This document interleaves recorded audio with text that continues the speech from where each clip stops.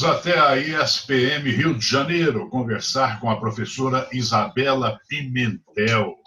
Tudo bem, professora?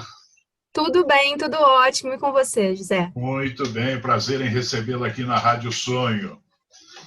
Quer dizer, professora, que pela sua pesquisa, quando se fala em vacina, o povo acredita mais no vizinho, na tia da mãe, no youtuber, do que na imprensa e no instituto de pesquisa séria? É isso mesmo? Exatamente.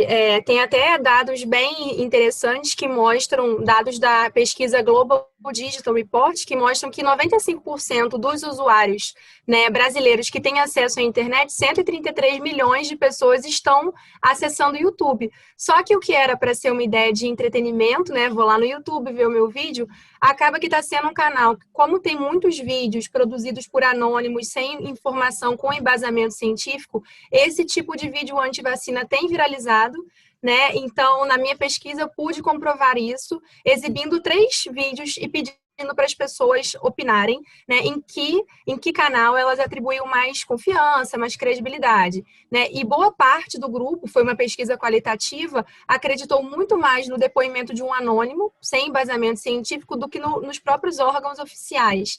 Então, é um motivo bem preocupante, além da pesquisa também ter apontado o aumento do uso das mídias sociais para se informar, que foi isso que você falou. A gente confia mais no nosso parente, porque acha que ele não vai mentir para a gente, do que na imprensa, no jornalista e até nos órgãos de saúde, o que é um perigo, né? Porque nem sempre a pessoa checa. Aliás, também perguntei isso nas entrevistas, a maioria também não checava antes de compartilhar, porque tinha pressa e até achava que estava fazendo bem, mandando logo aquela notícia, né? Então, é um momento para a gente rever, porque a gente também está participando desse ciclo aí de crescimento das fake news. Todos nós podemos acabar caindo nelas, né? Então, é importante estudar para entender. Sem dúvida. Isabela, por que é que você acha que está acontecendo isso? Por que que uma fake news, ou por que que uma simples opinião de um parente ou de um youtuber pode superar a credibilidade de um instituto de pesquisa, de um órgão governamental? Por que está acontecendo isso? Bom, na pesquisa que eu realizei, né, as entrevistas de setembro a fevereiro, eu entrevistei um grupo de pessoas que ia de 16 a 50 anos, né? E quase todas elas relataram que as campanhas, né, de saúde, tradicionalmente, elas são muito técnicas, têm uma linguagem muito fria, então eu falo lá, lactobacilos vivos, mas assim, o que que é isso, né? Eu quero saber o que que tem na vacina, eu quero saber o que que pode causar no meu corpo, eu quero saber o que está sendo, né, injetado no meu corpo. Então, elas trouxeram vários fatores, desde medo de injeção, medo de não saber os componentes da vacina, medo também de não saber que riscos, porque ela pode ter alguma doença que venha a ter uma complicação posterior à vacina.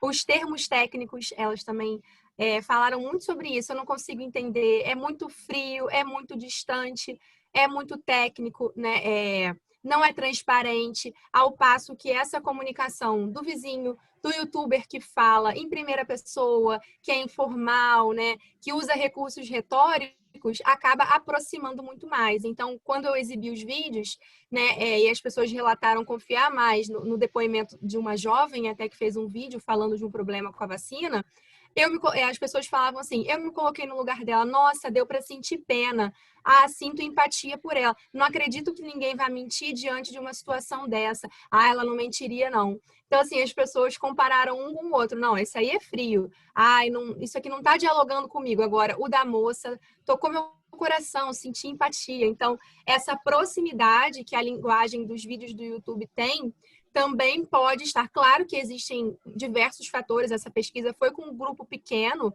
mas é um sinal também, né, da gente ver como é que a gente está comunicando a ciência, né, Sem dúvida. especialmente para a população, que é quem deveria estar se vacinando, e as coberturas vacinais estão cada vez mais baixas, né? Sem Então, é um dúvida. motivo bem preocupante. Você chegou a dividir percentualmente quem acredita no YouTuber e quem acredita nos órgãos oficiais ou não? Não, assim, porque a pesquisa, ela teve duas etapas, né? A primeira etapa foi uma etapa quantitativa. E aí, o que eu fiz? Eu recortei, né? Os dois grandes surtos de febre amarela que o Brasil teve em março de 2017 e abril de 2018. E aí, utilizando uma ferramenta de monitoramento de redes, eu fiz um recorte com duas palavras-chave que, na época, eram mais presentes nos boatos, né? Vacina febre amarela e veneno mortal. Saiu muito isso em vários sites, grupo de Facebook. E aí eu coloquei essas palavras na ferramenta e selecionei o YouTube. E aí eu cheguei aos 10 vídeos mais compartilhados nesse período, 2017 e 2018. E aí eu comecei a olhar, né, os comentários. Tinha vídeo de 300 mil curtidas. E aí eu separei 200 comentários principais para entender o que essas pessoas que assistem esses canais pensam, né? Como é que elas se expressam? A que elas atribuem aí o medo da vacina, desconfiança em relação à vacina? Então, essa foi a primeira etapa do estudo, essa etapa quantitativa, né? De seleção com essas ferramentas de monitoramento, chegar a esses comentários. E a partir desses questionários, como eu queria, de fato, né, comparar, o grupo de pesquisa resolveu também conversar com pessoas reais que realmente não se vacinavam. E aí começou a segunda etapa do estudo, né, que foi de setembro do ano passado até fevereiro desse ano, que foi a etapa quantitativa. Então, nós entrevistamos 12 pessoas apenas, mas pessoas que realmente não se vacinavam.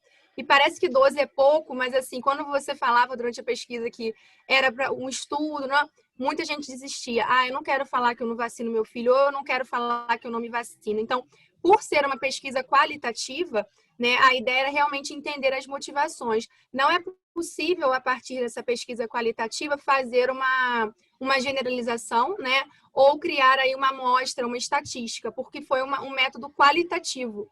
Então, assim, é muito interessante essa metodologia para entender motivações, insights, né? E aí pode sim servir para um próximo projeto, para um doutorado ou para algum instituto de pesquisa, sim, desenvolver uma pesquisa em larga escala, né? Porque a gente trabalhou com o small data, né? Que é uma quantidade pequena de dados.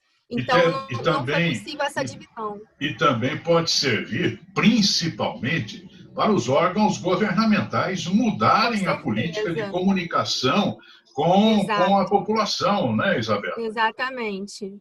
Você vai enviar isso? Você vai encaminhar isso para algum lugar?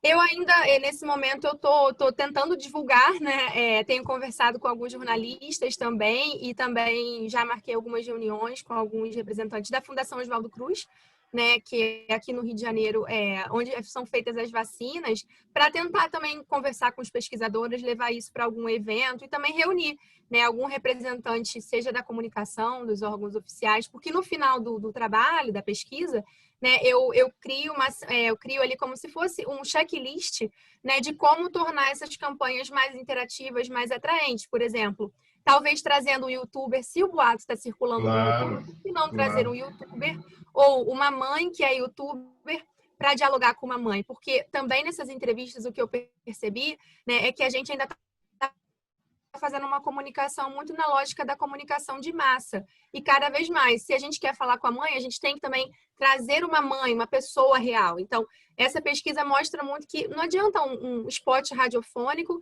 para falar com, né, 30 mil pessoas. Não é mais esse tempo que a gente vive, né? Não é só um anúncio no horário nobre que vai fazer com que você se vacine.